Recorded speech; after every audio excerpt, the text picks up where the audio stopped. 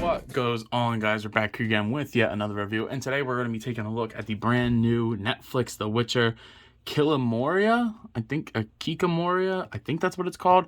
I'm going to be honest with you, did not buy this for that. This is going to be my A Quiet Place monster in my collection. I know they don't look exactly the same, and before everybody says, well, that's not what it is, I know that's not what it is, but it looks similar enough for me in my head. At least that's what I want to use this for, and it's just a big, cool figure for the price point. I think it was like $35 or something at Walmart retail, but they even charged me $20. So like $20 for this thing, I couldn't pass it up because I think they had it mis-ticketed, but I was like, whatever. So taking a look at the packaging, you get that. You see the figure in there, you see The Witcher, Kikimora, I guess. The Witcher, Netflix The Witcher, and then on the back is like some product shots of the figure, which is really cool that you can put Geralt's sword in there. Netflix The Witcher on the top, and then at the bottom there is the barcode if you're looking for that, because apparently they're hitting Walmarts now. I haven't seen anybody talk about this, haven't seen anybody find it, so maybe I'm the first one to get a review up. Who knows? But anyway, without further ado, let's go ahead and pop this guy open.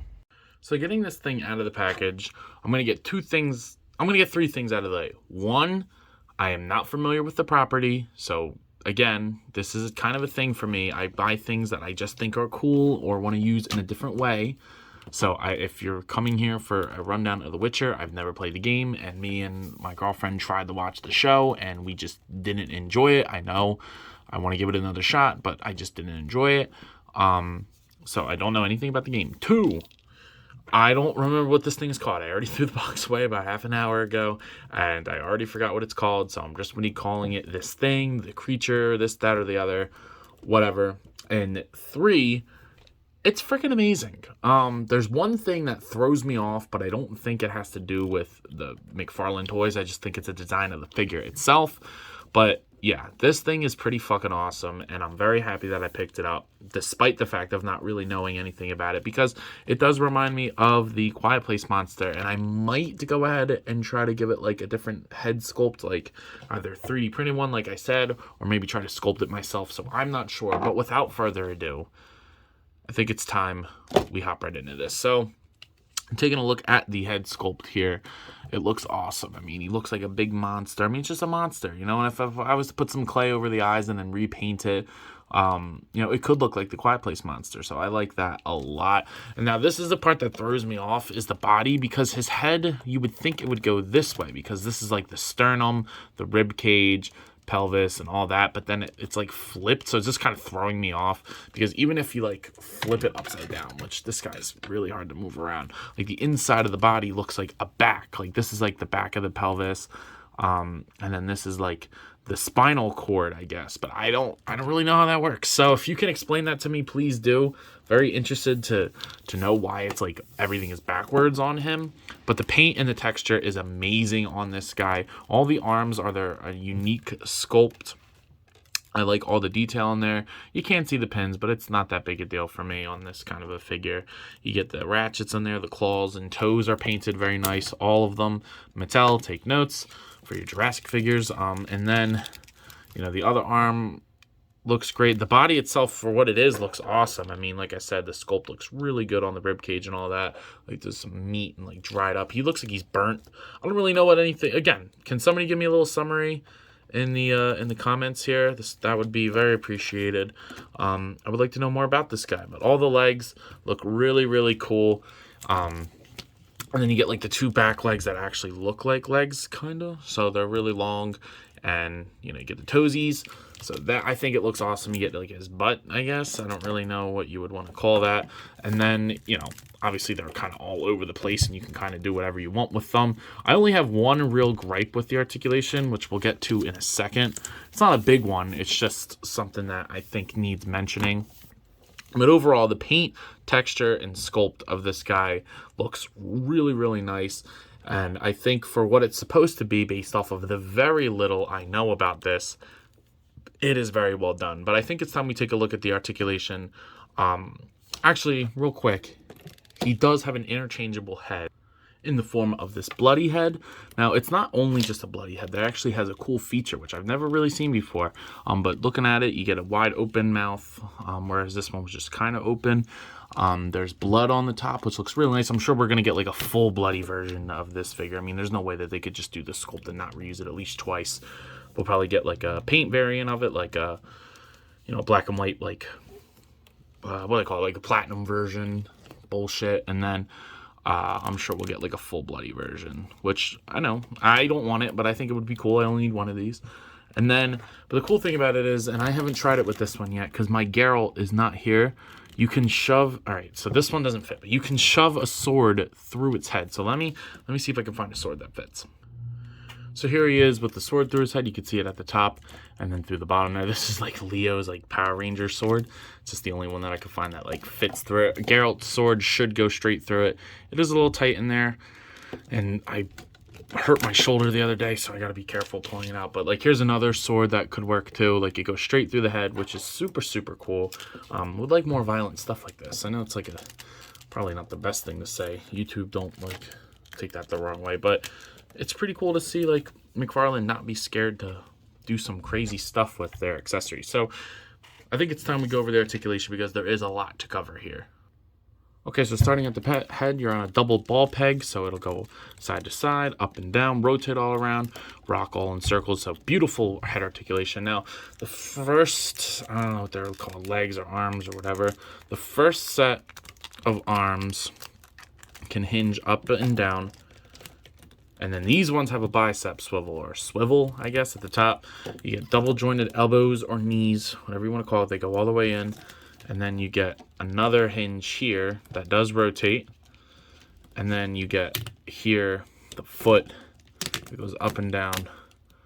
And this does swivel. I would just be careful with that because you might strip that peg. But same thing on the other side here. Those ones are identical. Now these legs, none of the other legs have a bicep swivel, and that's my biggest complaint about, or I don't know if it's a bicep, but they don't have a swivel, which is my big complaint because it does get him hard to stand sometimes, like in a natural way. These ones will just hinge up and down, rotate. These rotate as well. I just didn't know if I mentioned that. There's no elbow joint here. It's down here. So you get a great double jointed thing there. And then the ankle goes up and down. It varies on how loose or tight these things are, and then it'll rotate there.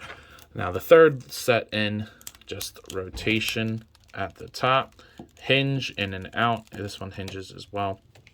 And then knees there. And the ankle moves down and up and will swivel. Now for this one, the hip goes out, in, rotate all the way around, double jointed knee.